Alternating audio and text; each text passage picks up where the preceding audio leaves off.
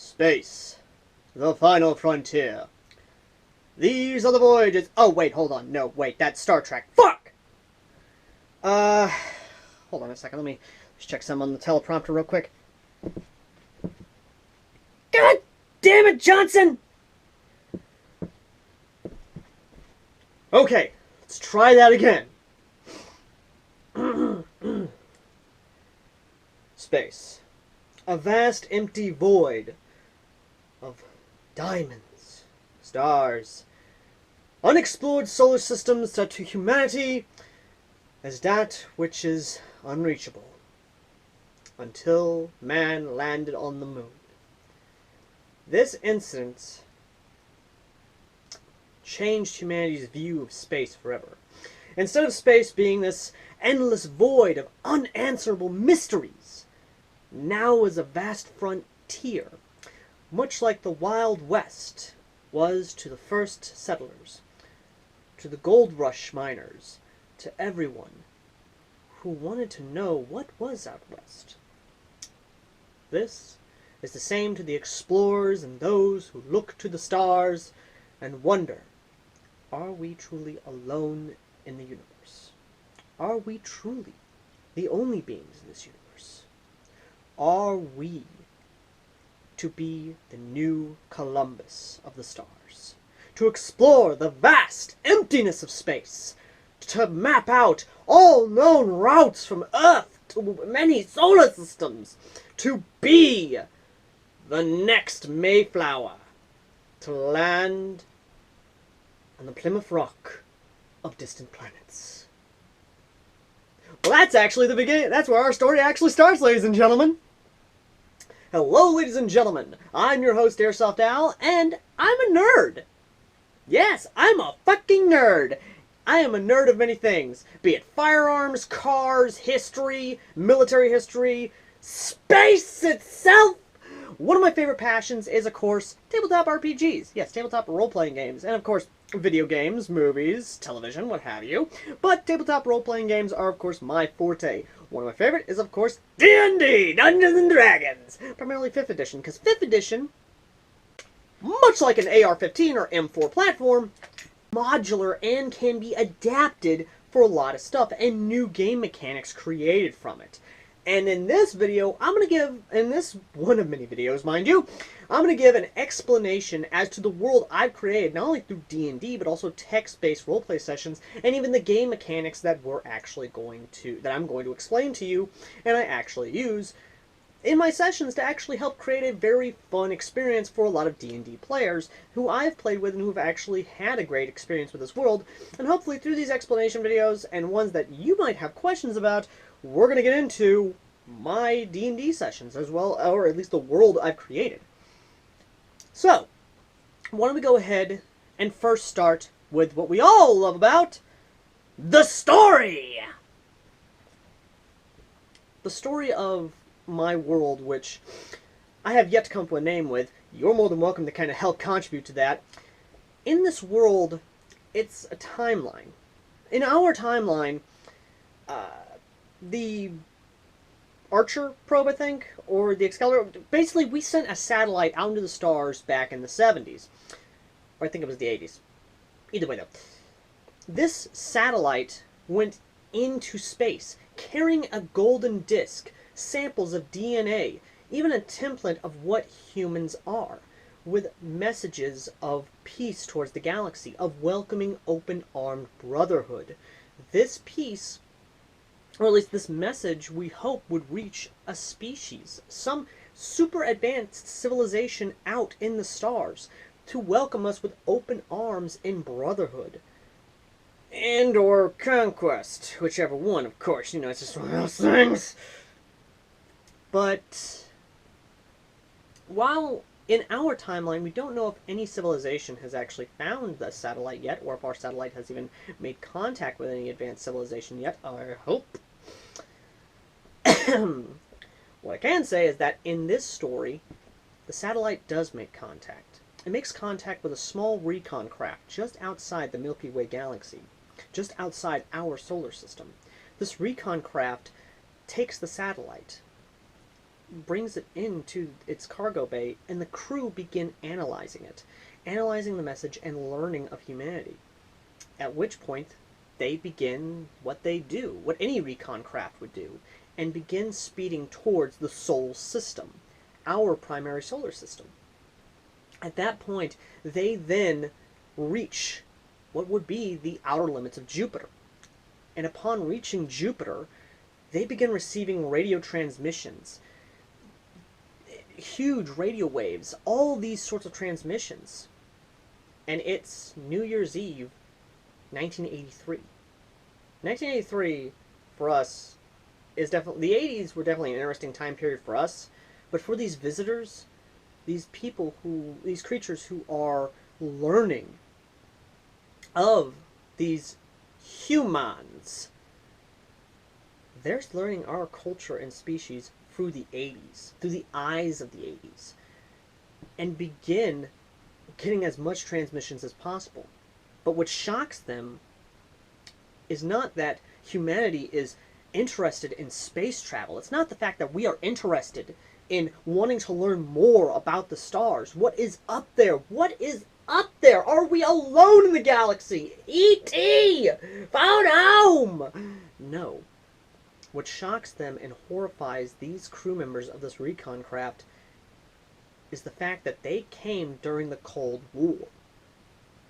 They tune into the radio broadcast and even learn more about what's going on. The Soviet-Afghan War. The fact that we have nuclear weapons pointed at each continent. The fact that we are that close to nuclear annihilation horrifies them. And while, yes, these beings from this unknown advanced civilization does in fact have a first contact protocol, the captain of the ship, this recon craft, in good conscience cannot allow these people to kill themselves, to annihilate themselves, and as such reports back to the main base, the main fleet, requesting immediate intervention under an emergency clause of their first contact protocol, fearing that this species might destroy themselves well before they can reach space travel, being able to reach outside their galaxy. The main fleet commander then understands this and immediately reports it back to their political body, a council of many species who have united under the banner of not only exploration but also expansion, learning, and understanding. And while, yes, this High Council is made up of many other representatives from many other factions in the galaxy, these humans, to them, to each faction, seems like a child that needs to be nurtured, needs to be taught, needs to be given a guiding hand to reach the stars. After an emergency session from this High Council of alien races, it is decided that Earth will become... They will basically make first contact with Earth. After which, a exploration fleet is dispatched with the 3 representatives of the Council, the High Council members themselves, making their way towards Earth.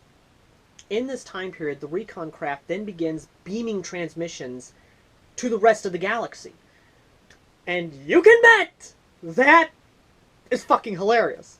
They do this as a way to get the galaxy prepared to understand who these humans are, what the civilization is, from each regions of this planet, to help the galaxy know this. So,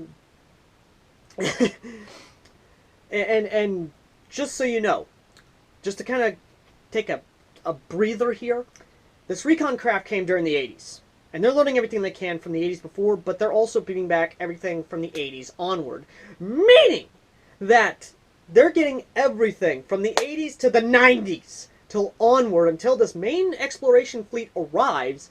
And can you imagine, like, just say in the comments section right now, could you imagine if you were an alien race and you were watching these humans programming from the 80s and onward? Oh, man. And not just from, like, America. No, like, from Russia, Japan, fucking Germany. All over the goddamn continent. All over the goddamn planet. Could you imagine that? Could you imagine what that would be like? That would just be interesting. Oh my goodness. Either way, though, the recon craft stays outside of Jupiter's orbit, monitoring Earth and reporting back everything it sees. It shows humanity not only evolving past the idea of nuclear annihilation, but it shows them breaking down the Berlin Wall. It shows them unifying the rest of Germany. It shows the United Nations doing what it can to try and bring peace. But at the same time, it does still show the darker side of humanity. The LA riots, the Chechnyan War, all these horrid things going on during the 90s and onward. For the recon craft crew, they're watching this and plead with their captain, we have to make initial contact. We have to help these people. But the captain stands fast in the order to stay put and wait for the rest of the fleet. And that is what they're going to do. They're going to stay put and wait for the rest of the fleet to arrive. It isn't until well into the 2000s that the fleet finally does arrive in the Sol system. Yeah, it does take a long-ass time, doesn't it? When they do arrive in the Sol system, all the information that the recon craft has gathered has made a full portfolio of the human race, and what their reaction will be, what actions they need to take in order to make first contact and make it as simple as possible, make it as seamless as possible to not only aggravate the species, but also not cause a possible war with this species, because they still have nuclear weapons. And they fear that if they feel that them arriving to Earth is seen as a sign of a hostility or even conquest from a conquering alien race, they fear that humanity will use nuclear weapons against them as well as on their planet. They do not want this. Many years pass, and when 2008 rolls around, there is a heavy recession in the world's economy. Disease runs rampant. The environment is dying. Wild forest fires go untamed. And humanity as a whole is at its darkest point in life. And an enclave of 1% sees this. They begin hoarding supplies, preparing for something they call Operation Exodus. Operation Exodus is still unknown. What the purpose was. Was it to start again? Was it to release a virus to kill off the rest of humanity while a small percent is saved to reborn itself, reborn the human race as a whole? No one knows for sure what this dark, shadowy organization was doing. No one knows for sure. But what is known is that there was a plan in place to restart anew. That was the more important thing, of course. But either way, as the years roll on, this shadowy organization continues to hoard supplies, continues to prepare for Operation Exodus, and prepares to do so on 2012. 2012 was supposed to be the year the world ends.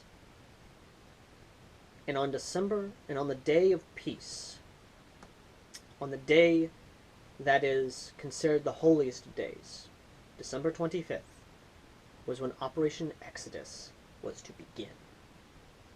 However, days prior to the 25th of December, reports came in of huge numbers flying into their solar system, flying past Jupiter, heading towards Earth. Many wrote this off as simply a meteor shower or some sort of cosmic phenomenon, maybe a storm that is going to pass by Earth. But for the shadowy government organizations, they take special notice to this.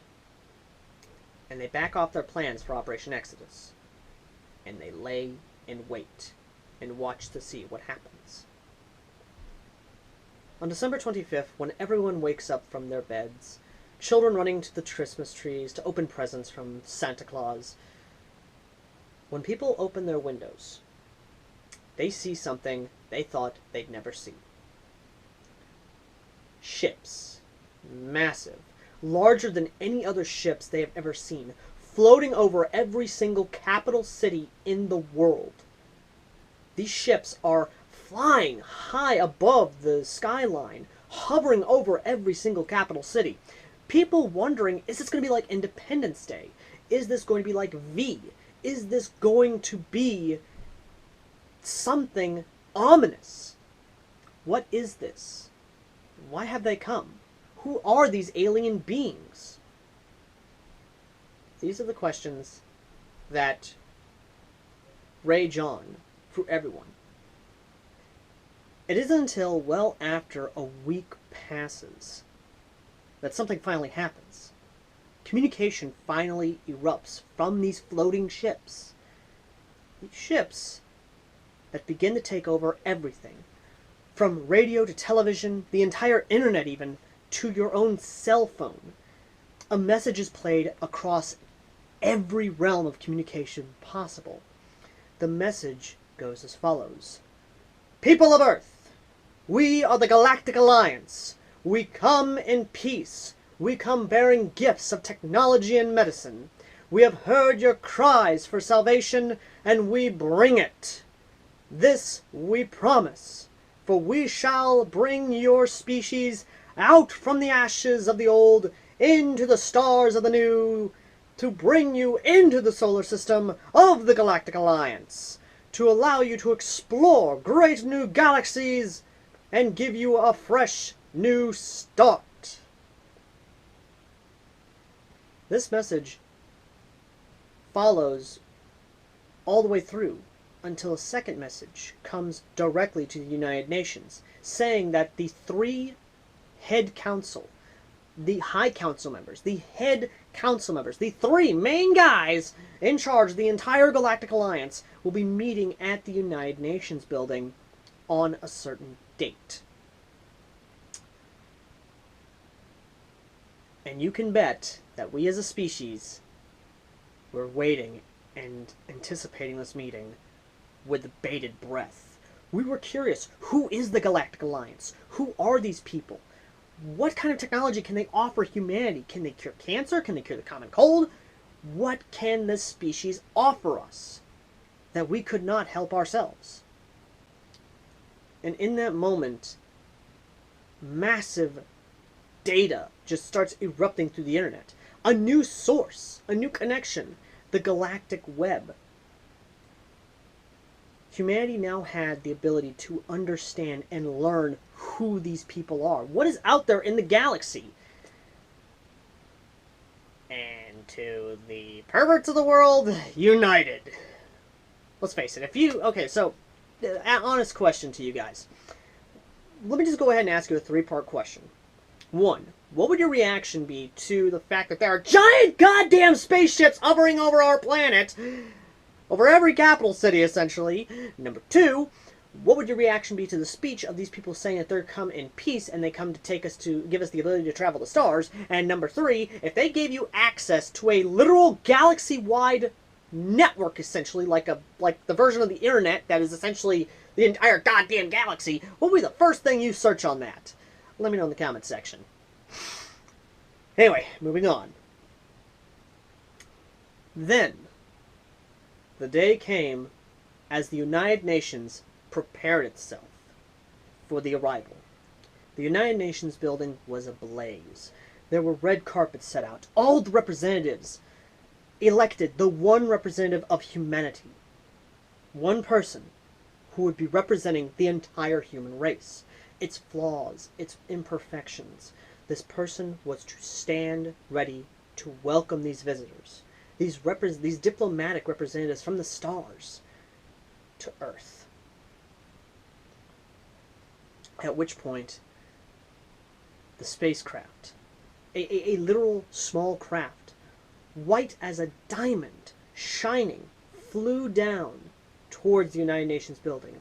Police and military literally holding back crowds who want to get close, who want to take pictures, who want to literally touch an alien for the first time.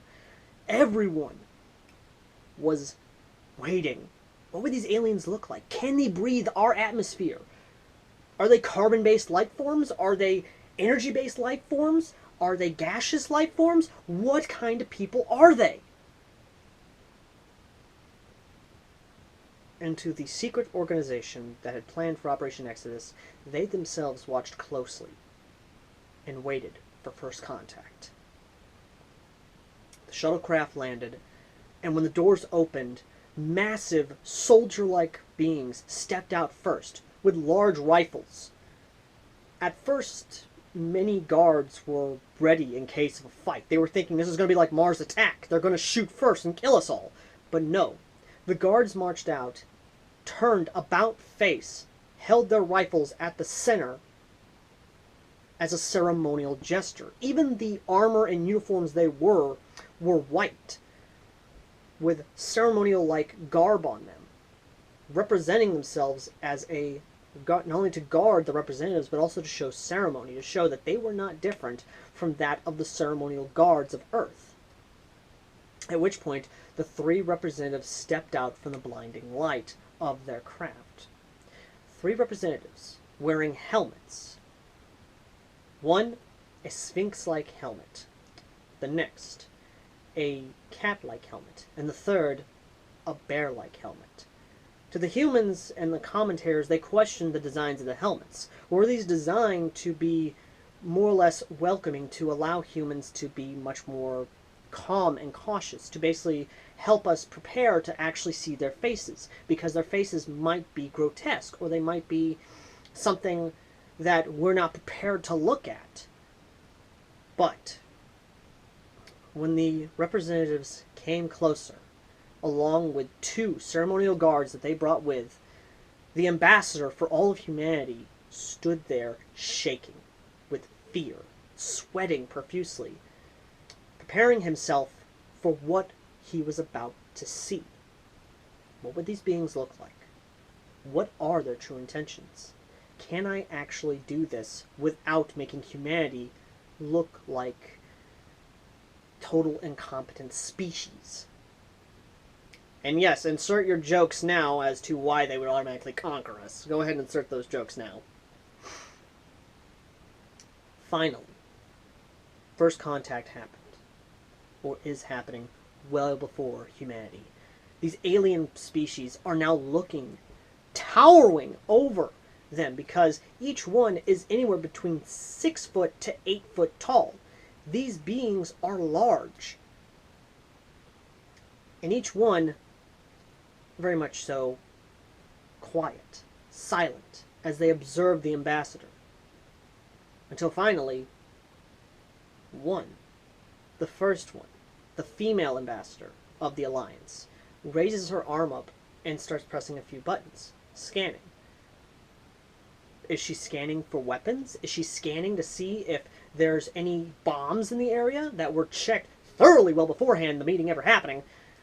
She then shows it to her companions, and upon of which, after the holographic screen lowers, with the alien glyphs on it, each one of them raises their hands to their helmets, begins pressing 2 buttons on them. As steam blows out, they lift their heads, they lift the helmets off, and to everyone's shock and surprise, they have animalistic features. And the best way to describe it, each one of them is, in a sense, an anthropomorphic alien, or an anthropomorphic, animalistic, carbon-based life form. They are, in fact, carbon-based. They have physical bodies. They can breathe the same atmosphere as us. And to each one, they say their representation. They say who they're from. The Alliance is, in fact, made up of many factions of the galaxy, but the 3 main ones are the founders of the Alliance. To the right of the ambassador, of the first ambassador, Li Mako, of the Woven Empire, an empire that spans over 800 planets and colonies. In the middle, from the ambassador herself, Lina Rukma, of the Federation, and head counselor head council member of the Galactic Empire. And to the right, and to the left of her, Ivan Rukmach of the Moscovian people. Each faction in itself is indicative of more questions. People want to know, what is the Woven Empire? What is the Federation? What is the Moscovian people? Who are these people? Why have they come to Earth? But before any other question can be answered, what was first contact is still made. A handshake, a gesture of friendship, with the head council member saying that from this day forward, humanity will no longer be ignorant to the stars. From this day forward, humanity, in hand with the Alliance, shall explore the stars and learn of what we have learned. From this point onward, humanity is now... Any intention that they thought was ill towards humanity, the Alliance has said outright that they will help humanity develop technology to go to the stars.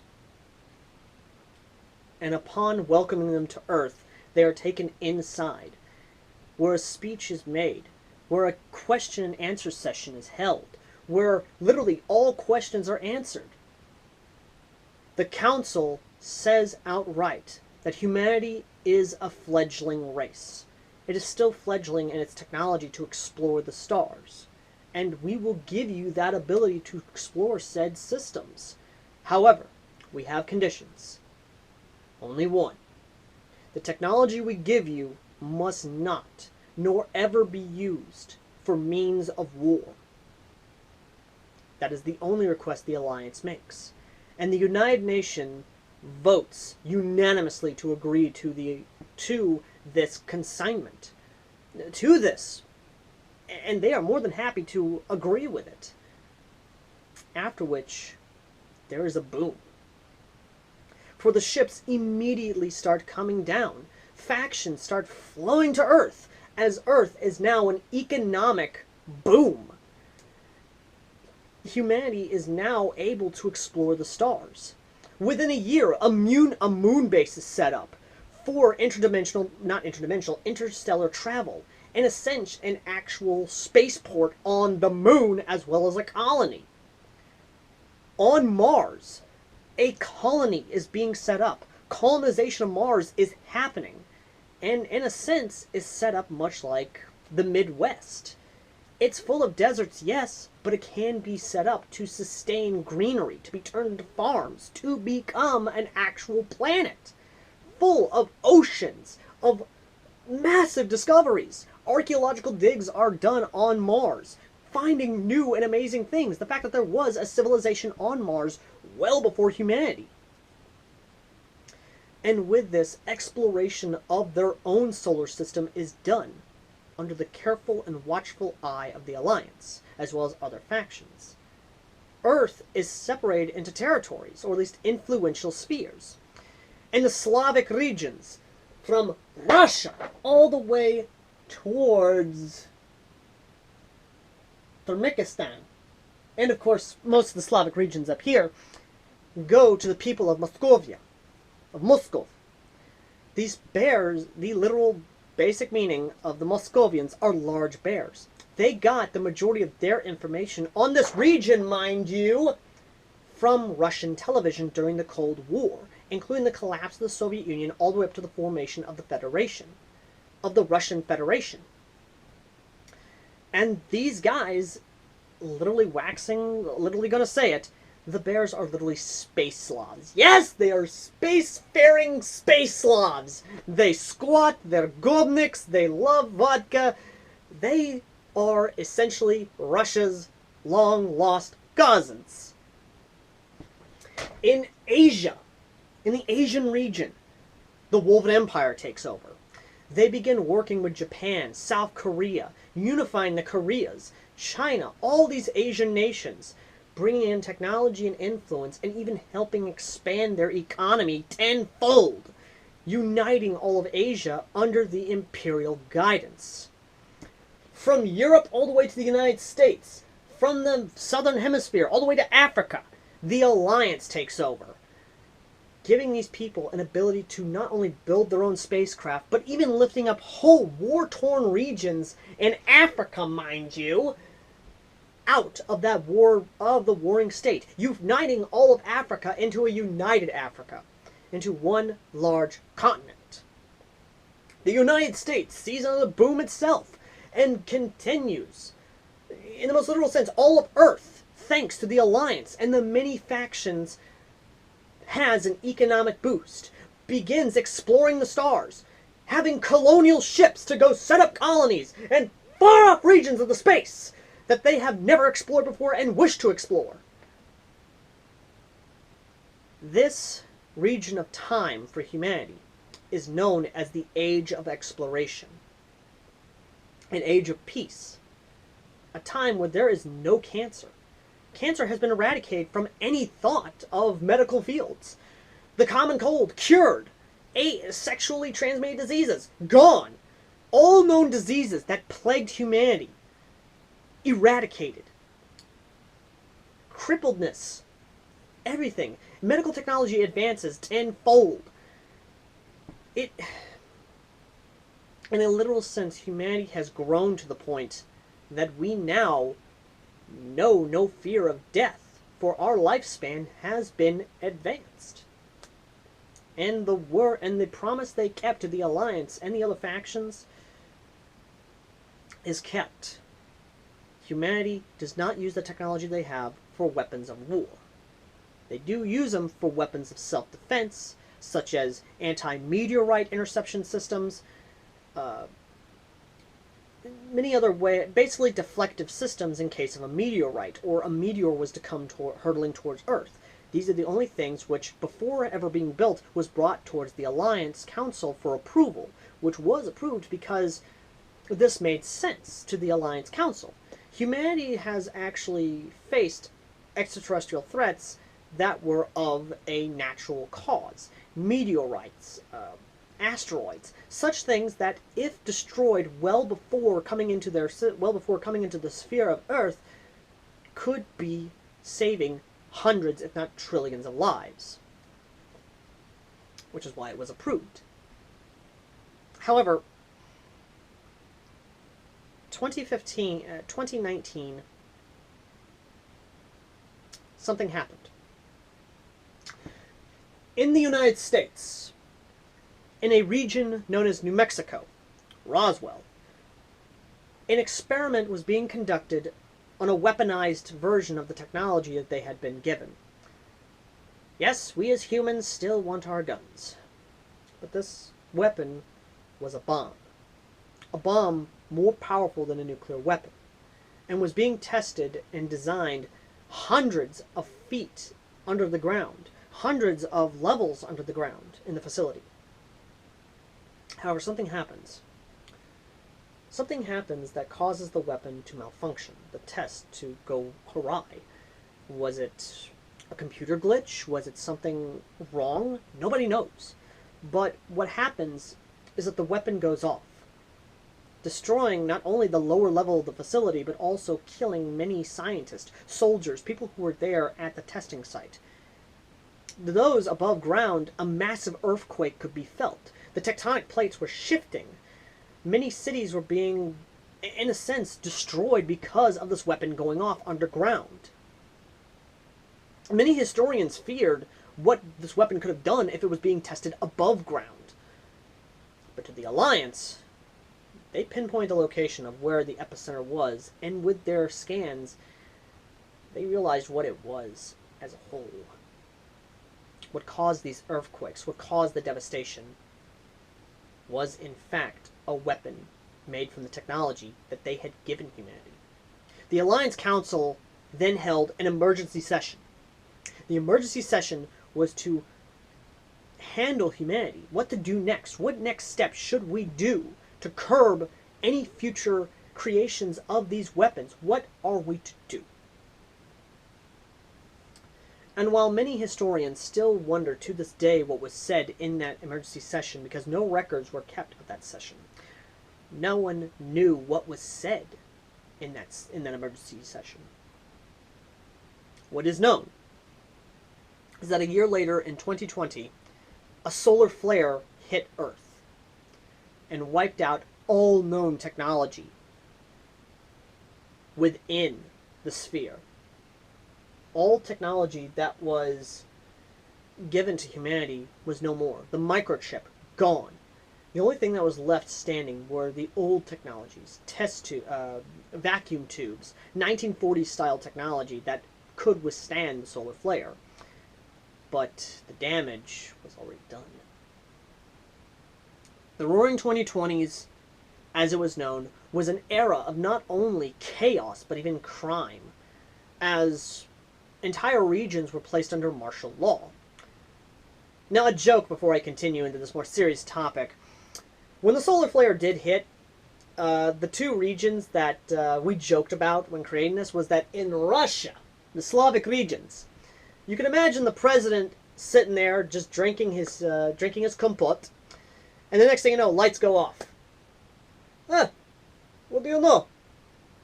Oh well, Dmitri, fire up generators. It's time for a Cold War. In Japan, of course, they're just sitting there drinking their tea, looking around.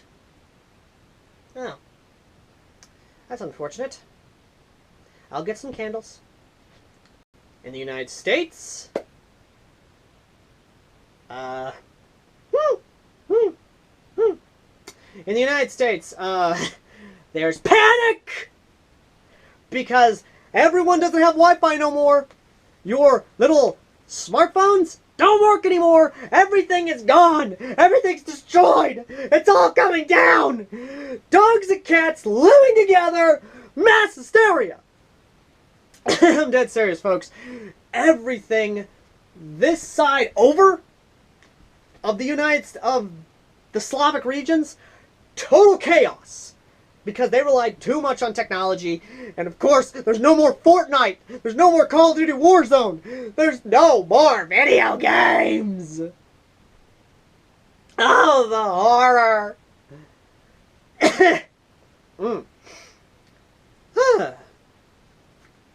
And the Roaring 2020s, while yes, being the said Roaring 2020s, the world would rebuild, but it would remake itself within the 1940s style, a sort of retro diesel punk-ish technology.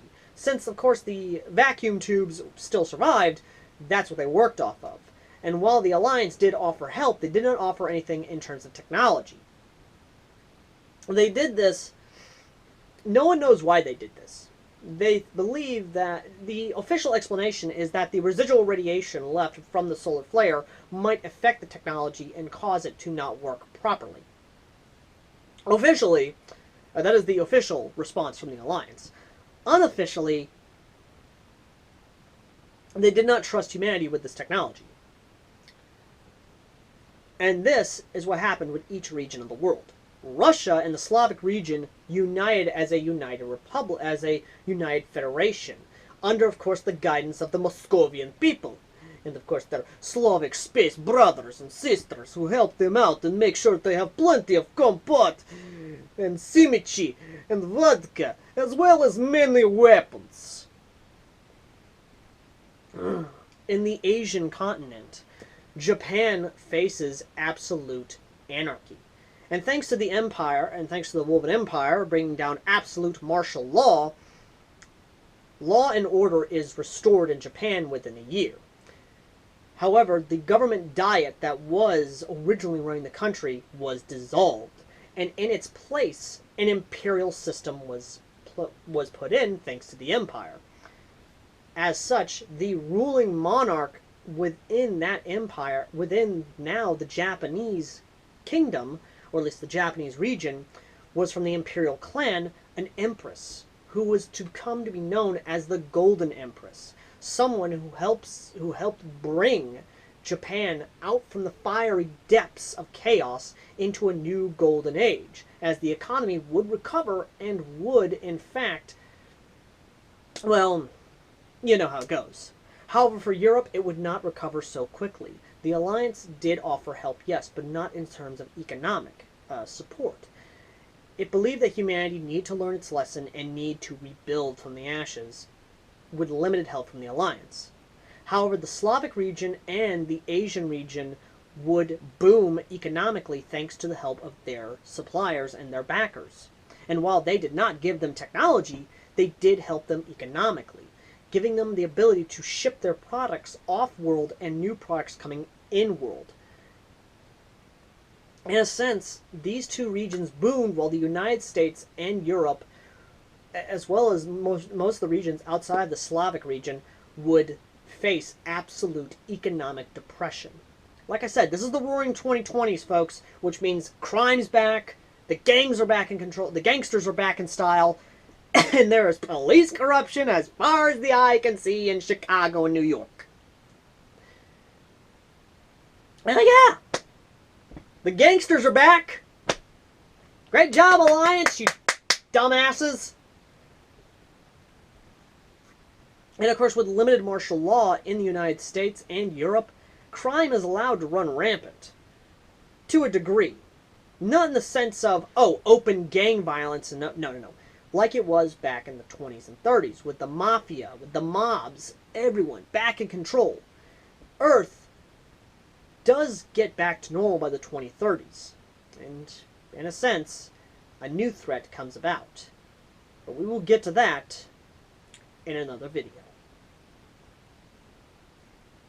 Well, I hope you guys like that little bit of a fucking cliffhanger, because yes, that's exactly what happened with First Contact, and that's what happened with everything after the Pulse. Now, I'd like to... Now, let's get to what you're all here for, after me explaining the entire story. The game mechanics! That's right, ladies and gentlemen, the game mechanics. Because this is a sci-fi setting, or at least a semi-sci-fi setting, there is game mechanics set around that, be it from space exploration, certain classes, or even the weapons themselves. And the way we do that? Well, let's just go ahead and break it down for you. Now, the way you use weapons is kind of dependent. Is it a semi-automatic? Is it a revolver? Is it a shotgun? What is it exactly? Well, here's what you do. Let me just get my bag of that. Alright, so, let's go ahead and get the obvious one. The use of the weapon and accuracy. You would take your D20 and you would go with not only your... You have two ways to do this. If it's a basic rifle with no optic, or even a pistol, a shotgun, what have you, here's how you do it. You'd combine not only your D20 with your dexterity, but also endurance. The dexterity is more or less how fast are you can you hold the gun in place. Your endurance is how long can you fire the gun. If you roll a 15 or higher, you are a hell of a mark. If you roll a bit, yeah. Okay, so if you roll a 15 to 19, you are a decent marksman and you're going to hit your target. And you can hold that gun for a while back. 14 to 11, you're going to have a chance to miss, but it all depends on that sort of thing. 10 to 2, yeah, good luck. If you roll a nat 1, a random thing will happen. And what I mean by random is that the DM can basically roll a d20 as well to determine whether or not the luck is bad. If they roll the nat 1, then the DM must roll this. If it lands on the 1, a simple thing will happen. You missed. If it rolls higher than a 1, like 2 to 5, then it could be either the safety's on, or you didn't load the magazine properly, or something of that nature. If the DM rolls a 20, major malfunction. You either jammed, a bullet stuck in the barrel, or something has happened to make a catastrophic failure on the weapon itself. This can go and range to all weapons, essentially. And it's up to the DM how evil the bastard wants to be. Now, in terms of a shotgun. A shotgun is a little bit different.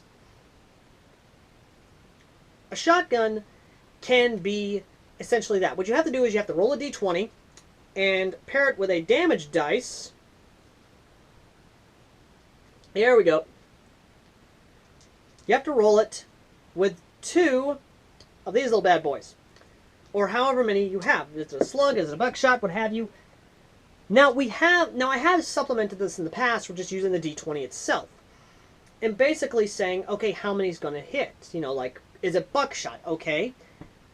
Let me know. Basically, you roll a d20 to see if that buckshot's going to hit damn near anything. Is it slug? If it's slug,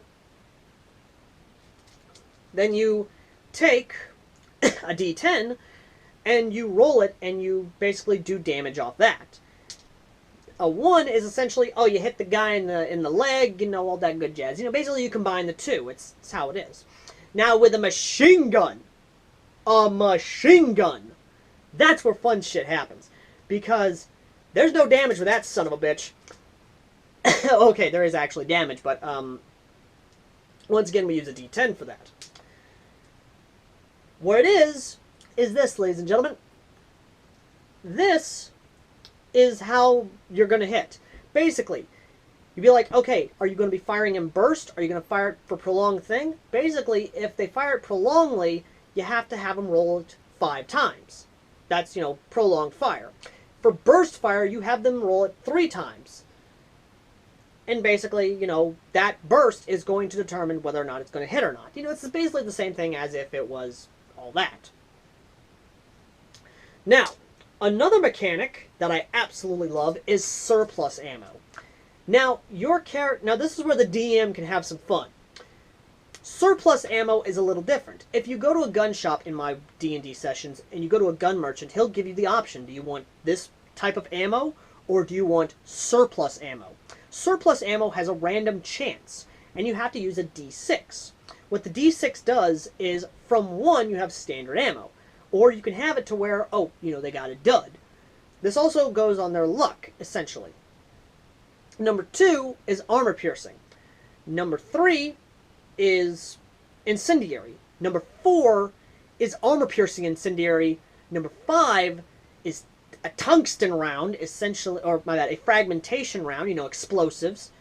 But number 6, if you land on a fucking 6, and I've done this in the past, I've done this with other sessions, and motherfucker, every time this thing lands on a 6, they find something really good. Number 6 is a mini nuke round. Yes, motherfucker, a mini nuke round. You heard right. Meaning that these bastards in this surplus ammo can, and when I mean big surplus, I mean big surplus ammo can, found a mini nuke round. That particular round does a shit ton of damage. When I mean a shit ton of damage, I mean... Let me see if I have it in here, mind you. Ah, here we go. This little bastard right here. A D100. You literally have to use this dice to determine how much fucking damage that damn nuke round does. And I had a guy at one of my sessions face off essentially a bug queen. A giant fucking bug queen. And I was rolling the goddamn dice, like... And here's the thing. The DM can do this, but at the same time it relies on the luck. I mean, this is a total option. Essentially, you can do it to where if they hit a nat 20 on their D20s, they found a nuke round. Anything below that, explosive. Basically, 15 to 19, explosive.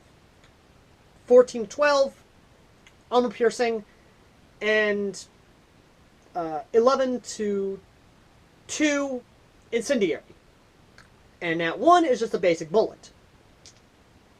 But this one motherfucker, this one son of a bitch though, he found a damn nuke round and had a bolt-action rifle. And I shit you not, this is what happened. He basically brought this bug queen I sent after him down to basically 5 HP. And he was down to his nuke round. And he asked me, okay, what do I gotta roll for this? Because this was a heat of the moment type deal. And of course, I had the, you got the touch! You got the power! Song going as this was going on. And everyone was on their edge of their seat going like, okay, for the love of God, don't miss, don't miss, don't miss, don't miss. What he did was he rolled a D20. It landed on a nat fucking 20. I then told him, roll me a D100. Fucking landed on 90.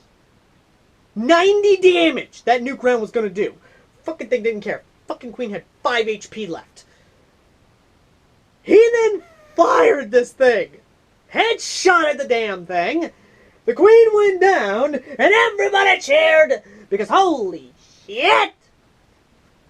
That session, Jesus Christ, that session, the entire room was in on. Like, we had people fucking coming all around listening in on this, and I was pulling out, and I was basically just experimenting with the mechanics, and the mechanics worked pretty damn well. We had luck mechanics, we had gun mechanics, we had fucking drivable mechanics, and we had bomb defusal mechanics, which believe me, that's going to be another video, mind you.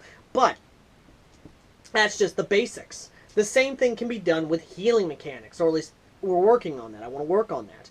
But in terms of basic mechanics themselves, for mostly everything, we rely on D20s, D6, a D10, and a D100. These are the main dice we work with and we do.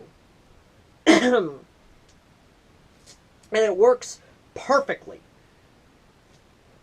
And by God, I hope to see you guys in a session where we can do these things. Because I know you guys are going to have fun. And the world I've created, well, it's not done yet, but the text-based sessions, we're going to have a lot of fun with. Now, ladies and gentlemen, that's it for this video, because this video has probably gone on long enough as is. But I can assure you, in the next video, we're going to talk about the factions. In the next video, we'll not only continue the story and finish it off, but we'll get into, of course, other mechanics of the game, including vehicle mechanics, repair mechanics, and the stats needed for each one.